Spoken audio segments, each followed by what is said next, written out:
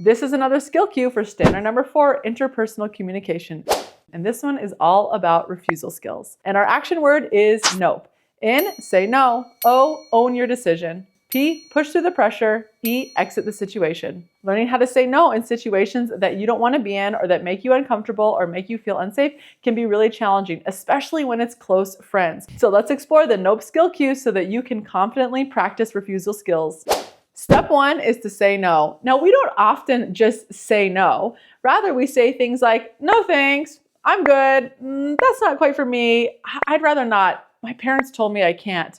These are all different ways that we can express a no. Now, hopefully, when we express a no, the people in our life respect that decision.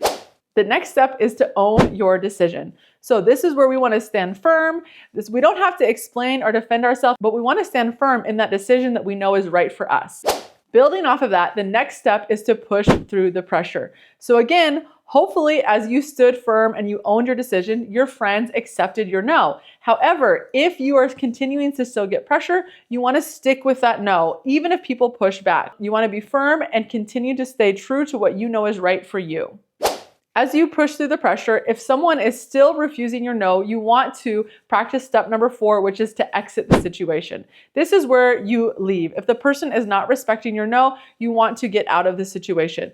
So if it's easy, you can just walk away and leave. If it's not something you can easily leave, you can try to change the subject or redirect the conversation or call in other reinforcements. Now, practicing refusal skills is not always easy. Sometimes we don't even know why we want to say no, but something in our gut is telling us that it's not right.